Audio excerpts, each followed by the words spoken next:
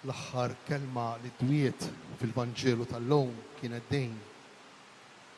Kif jien ħsiltilkom saqajkom, hekk intom għandkom taħslu saqajn xulxejn. Eżies, Anthony Joe u Fabio. Il-lejla bħal dejjem, ma lejla b'mod speċjali, il-mulej se jinżel arkubtejh qudiemkom u jaħslilkom b'riġlejkom. Hija xena qawwija dejn.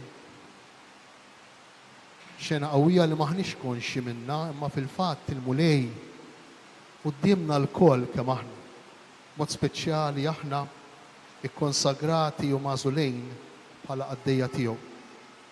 Il-mulej l-ewwel qabel kollox jinsab kontinwament arkubtejh qudiemna biex jaħslilna riġlejna, biex jaqdina. U li ma ġiex biex ikun moqdi imma biex jaqdi. U rridu nitilqu minn din il-konsapevolezza. Rridu nitilqu minn din il-verità biex jitnissel u jitqawwa fina l-ispirtu ta' djakonat. Biex jitnissel u jitqawwa fikom l-ispirtu ta' djakonat. Il-mulej Ġesu arkubtejh qudiemna l-ewwel qabel kollox blatt tal-ħolqien. Alla l-missier ħalaq lili, ħalaq lilek, Anthony Joe, lilek Fabio, lilna l-koll, ħalaqna permezz tal-kelma. Ħalaqna permezz ta' Ġesu, ħalaqna b'Ġesu. U mhux biss ħalaqna darba u ħallina fid-dinja, imma jżommna ħajjejn kontinwament permezz tal-kelma, permezz ta' Ġesu. Imma Ġesu jinżel arkubtejh qudiemna mhux biss blatt tal-ħolqien, imma wkoll permezz tal-kelma tiegħu. Il-Kardinal Martini isejjaħ l-Iskrittura, il-Bibja, it-talba ta' Ġesu, it-talba tal-kelma arkubtejh quddiem il-bniedem li jsejjaħlu kontinwament, li jokrob kontinwament quddiemi, qudiemek, qudiemek, quddiemna. Biex aħna nkunu nistgħu inħossu nagħmlu esperjenza tal-imħabba, tal-kura, tal-konsern li Alla għandu għalina.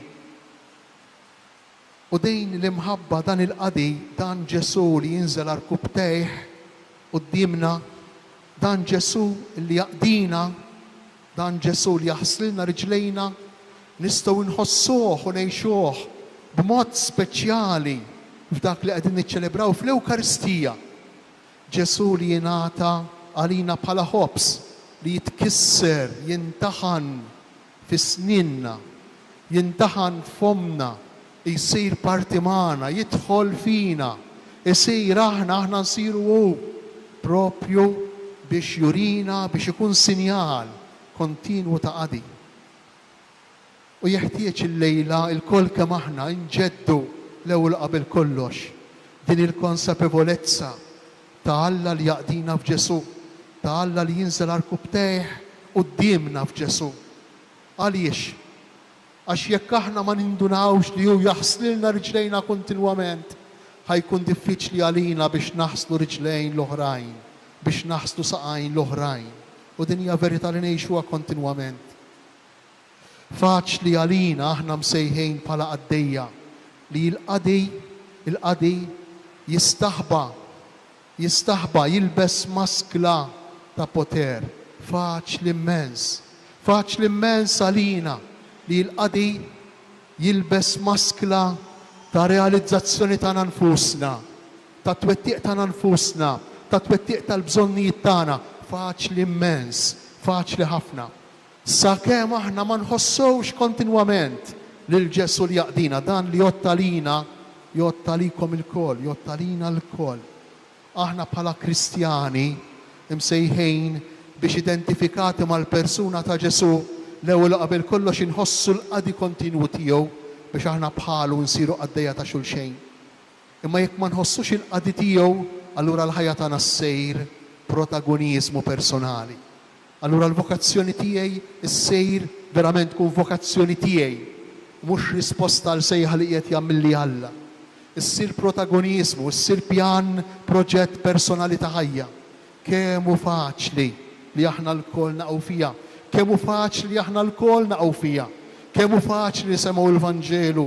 Kemmu faċli inħallu lil Ġesu ikellimna forsi anki l-lejla f'dan il-ħejn u ngħidu iwa Ġesu għandu raġun, imbagħad kif noħorġu barra ninsew bħalma ġralu Pietru fil-Vanġelu tal-lum. Pietru qallu le ma taħsillix riġlejja le, għaliex? Għax min ikun f'saħħtu, min jista', min jiflaħ, qatt mu se jitbaxxa quddiem xi ħadd ieħor.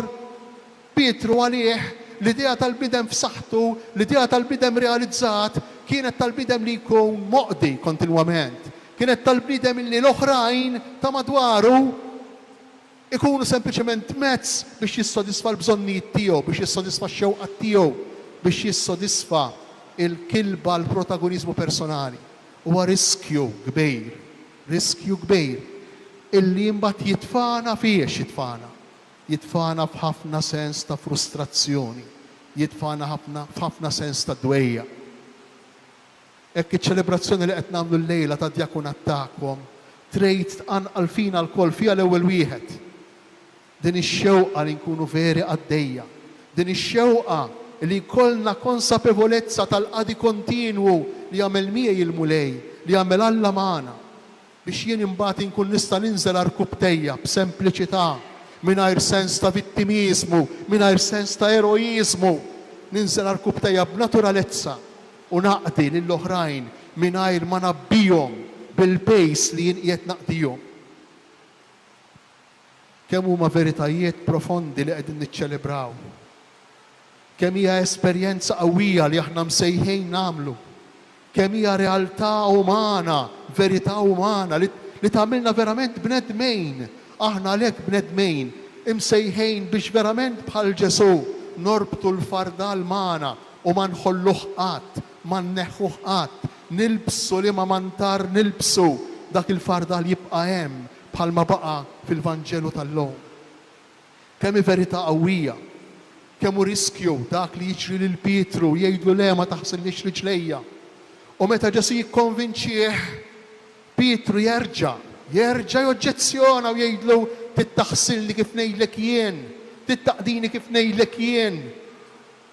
Kemm huwa riskju anki dan għalina l-koll, anki meta nidħlu fl-ispirtu tal-qadi, fl-ispirtu tas-servizz li nagħmlu l-kundizzjonijiet. Aħsilni kollni kemm jien, qallu Pietru lil Ġesu.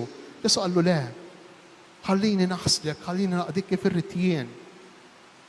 Ejjew nitolbu lil mulej il-lejla biex verament jagħtina dan id-don, dan l-ispirtu ta' djakni, il-koll kemm aħna djakni, aħna l-ordinati saċerdoti. U intom ukoll anke jekk m'intomx ordinati saċerdoti. Il-koll kemm aħna sirna djakni fil-Magħmudija. Il-koll kemm aħna fil-Magħmudija lil Alla jednielu aħna nixtiequ nidentifikaw nsiru ħaġa waħda ma' liben ma' Ġesu billi nkunu għaddejja, billi nkunu rajja, billi nieħdu ħsieb xulxejn kif raj jaqdi jagħti ħajtu għan-naċ tiegħu. U waħda mit-tliet karatteristiċi li aħna msejħin biex ngħixu, waħda mit-tliet missjonijiet li aħna msejħin biex ngħixu permezz tas-sagrament tal-Magħmudija. U fiex se naqdu? Fiex se naqdu? Kemm għażiltu qari sabiħ, l-ewwel qari, l-ewwel kantiku tal-qaddej ta' Jahwe. Il-qaddej ta' Jahwe huwa konxju illi huwa l-missier huwa l-mulej li jaslu. Inti ħtartni, inti għażiltni. Din il-konsapevolezza illi Alla u l-ewwel qaddej tagħna. Edha qawwija hemm tidher ċara tħossa f'dan il-qari. Imbagħad ikompli l-qaddej ta' Jahwe. Inti li għażiltni għalfejn sejjaħtli biex nagħti l-libertà, nagħti l-ħelsien lill-oħrajn.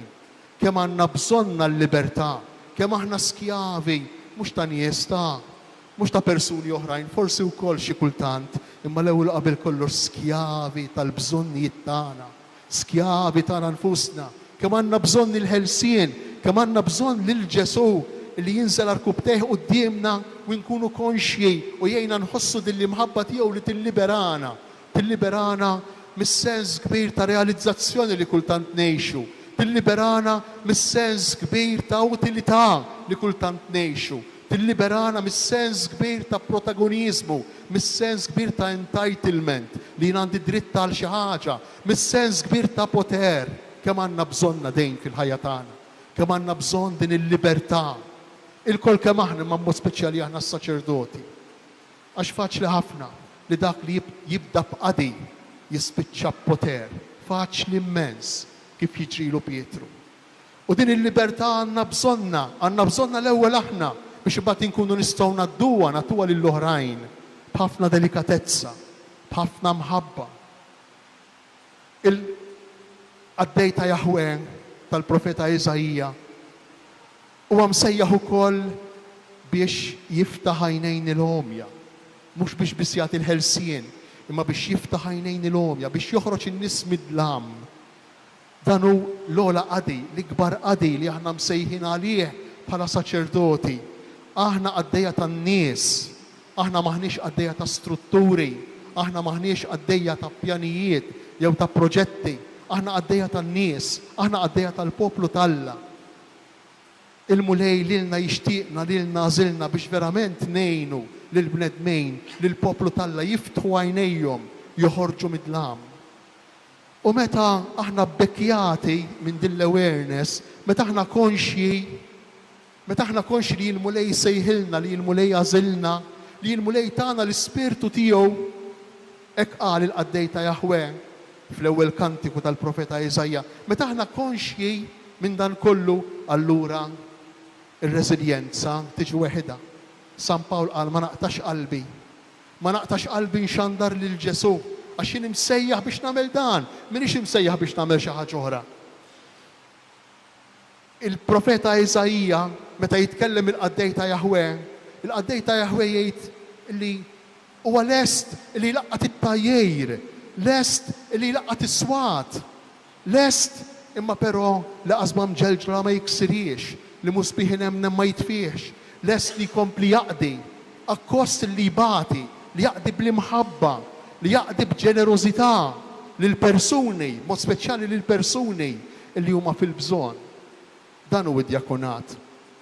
Nistgħu ngħidu elf ħaġa fuq x'għandu jagħmel id-djaknu, nistgħu ngħidu elf ħaġa fuq x'għandu jagħmel is-saċerdot, imma mingħajr dan l-ispirtu li aħna verament inħossuna moqdija l-ewwel qabel kollox, moqdija fuq platt tal-fidda mill-mulej Ġesu li lilna għażilna, lilna ħatarna biex jaħslilna riġlejna, ħalli aħna wkoll imbagħad nkunu kapaċi kollna s-saħħa l-qawwa li b'libertà, b'ġenerożità, mingħajr interessi naħslu riġlejn l-oħrajn, b'reżiljenza mingħajr ma naqtu qalbna, kif qalilna San Pawl fit-tieni qari, mingħajr ma naqtu qalbna.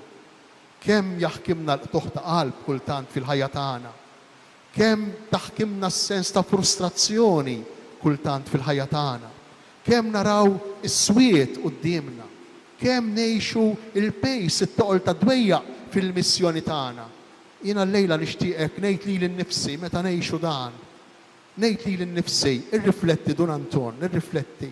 Ara ftejt jekk il-ministeru tiegħek, jekk il-ħidma tiegħek, jekk is-saċerdozzju tiegħek hux jitlaq verament minn sejħa li qed jagħmillek Ġesu, minn Ġesu li lilek qiegħek mill-koxxa, qiegħek fi platt tal-fidda dejjem għadu jaqdejk.